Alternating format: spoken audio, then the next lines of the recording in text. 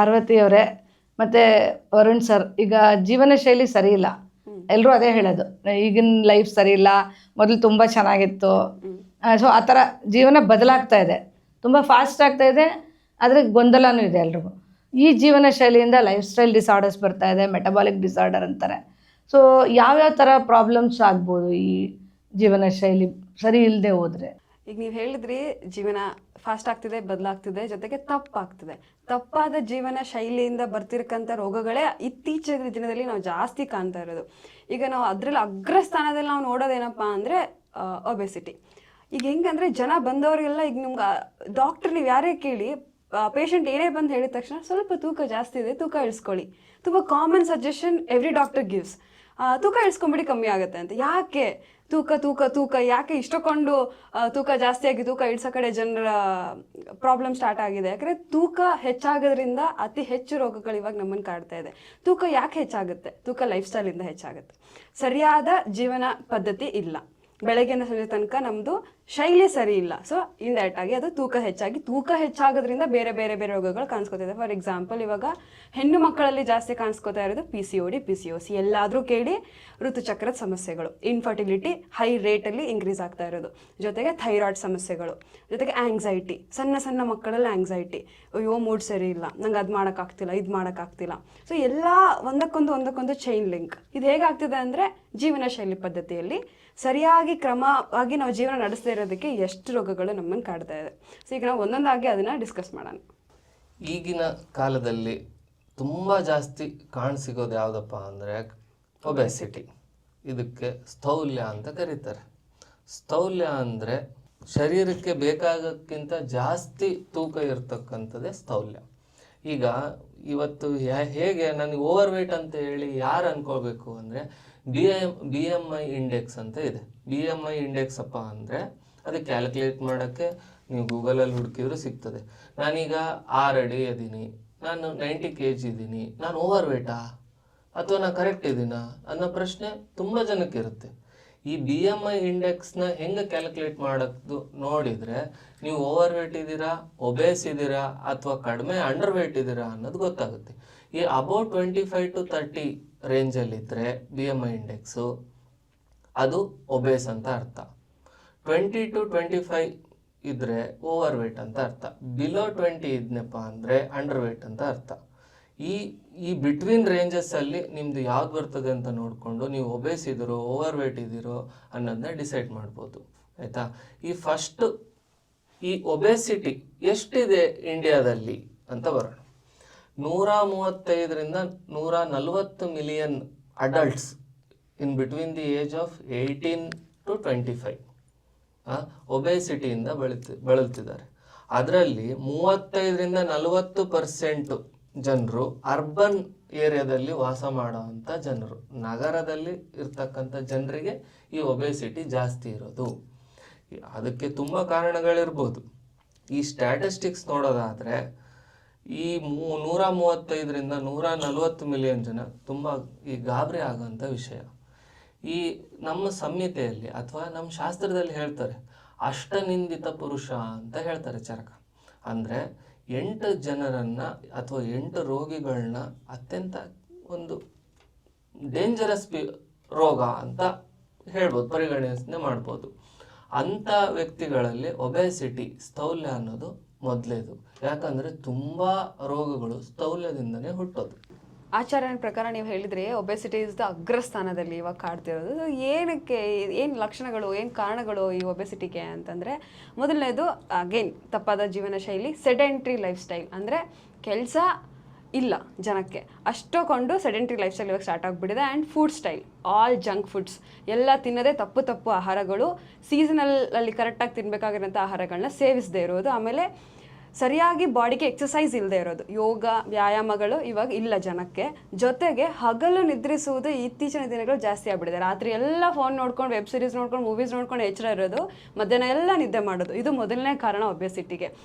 ಈಗ junk food ಸೇವನೆ ಜಾಸ್ತಿ ಆಗ್ಬಿಟ್ಟಿದೆ. ಈಗ ಜಂಕ್ ಫುಡ್ ಅಂದರೆ ಕರೆದಿರೋ ಆಹಾರಗಳನ್ನ ಜಾಸ್ತಿ ತಿನ್ನೋದು, ಬೇಕರಿ ತಿನಿಸುಗಳನ್ನ ಜಾಸ್ತಿ ತಿನ್ನೋದು, ಅಂದರೆ ಡೈಜೆಷನ್ಗೆ ಹೆವಿ ಇರುವಂಥ ಆಹಾರವನ್ನು ಸೇವಿಸೋದು. ಆಮೇಲೆ ವಿರುದ್ಧ ಆಹಾರ ಅಂದರೆ ಏನು ಅಂದರೆ ತಂಪಾಗಿರುವ ವಸ್ತುಗಳನ್ನ ಬಿಸಿಯಾಗಿರೋ ಜೊತೆ ಮಿಕ್ಸ್ ಮಾಡಿ ತಿಂದ್ಬಿಡೋದು, ಅದು ನಮ್ಮ ಆರೋಗ್ಯಕ್ಕೆ ಹಾನಿಕರ, ಅತ್ಯಂತ ಹಾನಿಕರ. ಅದು ಹೇಗಂದರೆ ಫಾರ್ ಎಕ್ಸಾಂಪಲ್ ಇವಾಗ ಐಸ್ ಕ್ರೀಮ್ ಜೊತೆ ಹಾಟ್ ಚಾಕ್ಲೇಟ್ ತಿನ್ನೋದು, which is very opposite to eat, ಅದು ನಮ್ಮ ಆರೋಗ್ಯಕ್ಕೆ ಒಳ್ಳೆಯದಲ್ಲ. ಇದು ಇಂಡೈರೆಕ್ಟ್ ಆಗಿ ಸ್ಥೌಲ್ಯತೆಗೆ ಕಾರಣ ಆಗುತ್ತೆ. ಅಂದರೆ ನೀವು ಹೇಳೋ ಪ್ರಕಾರ ಐಸ್ ಕ್ರೀಮ್ ತಿಂದು ಕಾಫಿ ಕುಡಿಬಾರ್ದು? ಖಂಡಿತ ಕುಡಿಬಾರ್ದು. ಎರಡು ಆಪೋಸಿಟ್ ವಸ್ತುಗಳನ್ನ ಒಟ್ಟಿಗೆ ಸೇವಿಸೋದಕ್ಕೆ ವಿರುದ್ಧ ಆಹಾರ ಸೇವನೆ ಅಂತ ಕರೀತಾರೆ ನಮ್ಮದ್ರಲ್ಲಿ. ಅಂದರೆ ಮೊಸರು ಜೊತೆ ಮೀನು ತಿನ್ನೋದು, ಹಾಟ್ ಜೊತೆ ಕೋಲ್ಡ್ ತಗೊಳ್ಳೋದು, ಆಮೇಲೆ ಹೊರಗಡೆ ಬಿಸಿಲಲ್ಲಿ ಸರಿಯಾಗಿ ಓಡಾಡಿ ಸುಸ್ತಾಗಿ ಬಂದ ತಕ್ಷಣ ಫ್ರಿಜ್ ತೆಗೆದು ಫ್ರಿಜ್ಜಿಂದ ವಾಟರ್ ಕುಡಿದ್ಬಿಡೋದು, ಇದೆಲ್ಲ ತಪ್ಪು. ಇದು ತಪ್ಪು ಜೀವನ ಶೈಲಿ. ಈಗ ಜೀವನ ಶೈಲಿಯಿಂದ ಸರಿ ಇಲ್ಲದೆ ಹೋದರೆ ಯಾವ ರೀತಿ ತೊಂದರೆಗಳು ಹೇಳಿದ್ರಿ? ಸೊ ಊಟ ಸರಿ ಇಲ್ಲದೆ ಇದ್ರೆ ಏನು ತೊಂದರೆ, ಏನೇನೋ ತಿಂದರೆ ಅದೆಲ್ಲ ಹೇಳಿದ್ರಿ ನೀವು. ಹಾಗಾದರೆ ನಾವು ಕೆಲವ್ರಿಗಂತೂ ಈಗ ಹೆಣ್ಮಕ್ಳಿಗೂ ಇರ್ಬೋದು, ಅವ್ರಿಗೆ ಟೈಮ್ ಇಲ್ಲ, ಯಾರಿಗೂ ಟೈಮ್ ಇಲ್ಲ, ಎಲ್ಲರಿಗೂ ಬ್ಯುಸಿ ಇದ್ದಾರೆ, ಯಾರು ಮನೇಲಿ ಕೂತ್ಕೋತಾ ಇಲ್ಲ.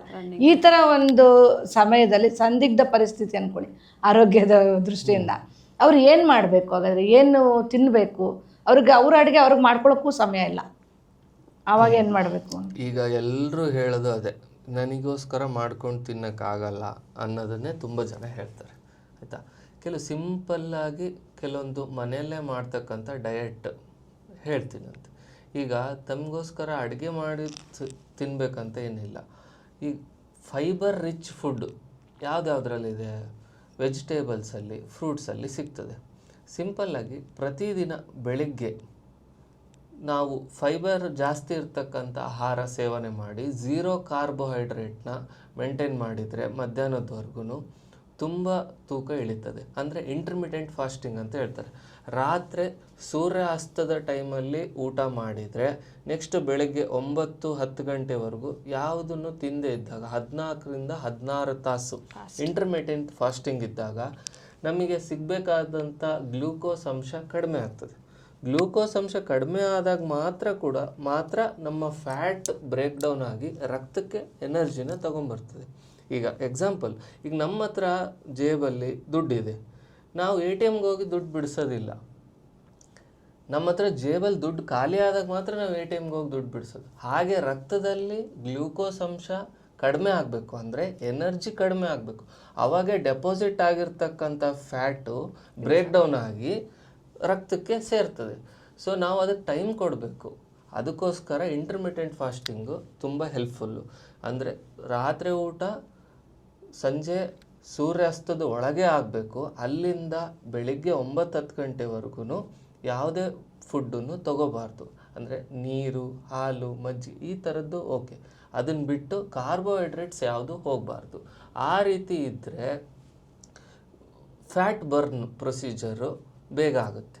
ಇನ್ನೊಂದು, ಈಗ ಕೆಲವೊಬ್ರು ನಾನು ಎಷ್ಟೇ ಡಯಟ್ನ ಕಡಿಮೆ ಊಟ ಮಾಡ್ತೀನಿ ಆದರೂ ತೂಕ ಇಳಿಯಲ್ಲ, ನಾನು ಊಟ ಮಾಡೋದೇ 1 ಚಪಾತಿ ಸರ್ ಆದರೂ ಕೂಡ ತೂಕ ಇಳಿಯಲ್ಲ. ತುಂಬ ಜನಕ್ಕೆ ಇರ್ತದೆ ಮೇಡಮ್ ಈ ಥರ, ಆಯಿತಾ. ಯಾಕೆ ತೂಕ ಇಳಿತಿರಲ್ಲ? ನಮ್ಮ ಮೆಟಬಾಲಿಸಮ್ಮೇ ಸರಿ ಇರಲ್ಲ. ಈ ಮೆಟಬಾಲಿಸಮ್ ಸರಿ ಇಲ್ಲದಾಗ ನಾವು ಎಷ್ಟು ಸ್ವಲ್ಪ ಊಟ ಮಾಡಿದರೂ ಕೂಡ ಫ್ಯಾಟ್ ಜಾಸ್ತಿ ಆಗುತ್ತೆ. ಅಂದರೆ ಈ ನಾವು ಒಂದು ಮೆಟಬಾಲಿಸಮ್ ಅಂದರೆ ಏನು? ನಾವು ಜೀರ್ಣಕ್ರಿಯೆ ಸರಿ ಇರಲ್ಲ ಅಂತಂದರೆ ನಮಗೆ ಹಸುವೆ ಆಗಿರಲ್ಲ, ಆವಾಗೇ ಊಟ ಮಾಡೋವಂಥದ್ದು. ಟೈಮ್ ನೋಡಿ. ಈ ಅಕಾಲ ಭೋಜನ ಅಂದರೆ ಏನು ಅಂದರೆ, ರಾತ್ರಿ ಈಗೇನೋ ನಾವು ನೋಡ್ತಾ ಕೂತಿರ್ತೀವಿ ಮೊಬೈಲ್ನ, ಆವಾಗ ನಾವೇನೋ ಸ್ನ್ಯಾಕ್ಸ್ ಥರ ತಿನ್ನೋದು ರಾತ್ರಿ 11 ಗಂಟೆಗೆ 12 ಗಂಟೆಗೆ ಊಟ ಮಾಡೋದು, ಅದು ಅಕಾಲ ಭೋಜನ, ಆಯಿತಾ. ಅಜೀರ್ಣ ಭೋಜನ ಅಂತಾರೆ. ಅಂದರೆ ಜೀರ್ಣನೇ ಆಗಿರಲ್ಲ, ನನಗೆ 1 ಗಂಟೆಯಿಂದ 2 ಗಂಟೆ ಬ್ರೇಕ್ ನಂದು, ಈ 1 ಗಂಟೆಯಿಂದ 2 ಗಂಟೆಗೆ ಊಟ ಮಾಡಿಬಿಡೋದು. ಇವತ್ತು ಆಗ್ತಿರೋದೇ ಅದು, ನಮಗೆ ಹಶು ಆಗಿಲ್ಲ ಬಟ್ ಬ್ರೇಕ್ ಇದೆ, ನಾವು ಊಟ ಮಾಡಿಬಿಡೋದು. ಇದು ಇಂಪಾರ್ಟೆಂಟ್ ರೀಸನ್ಸ್ ಒಬೆಸಿಟಿಗೆ. ಇದನ್ನೆಲ್ಲ ಚೇಂಜ್ ಆದಾಗ ಮಾತ್ರ ಮೆಟಬಾಲಿಸಮ್ ಸರಿಯಾಗಿ ನಮ್ಮ ತೂಕ ಇಳಿತದೆ. ಇಲ್ಲ ಅಂತಂದರೆ ನಾವು ಎಷ್ಟೇ ಕಡಿಮೆ ಆಹಾರ ಊಟ ಮಾಡಿದರೂ ಕೂಡ ನಾವು ದಪ್ಪನೇ ಆಗ್ತಾ ಹೋಗ್ತೀವಿ, ಆಯಿತಾ. ಮೆಟಬಾಲಿಸಮ್ ಸರಿ ಮಾಡ್ಕೊಳ್ಳೋದು ಅಷ್ಟೇ ಇಂಪಾರ್ಟೆಂಟ್ ಫ್ಯಾಕ್ಟರು.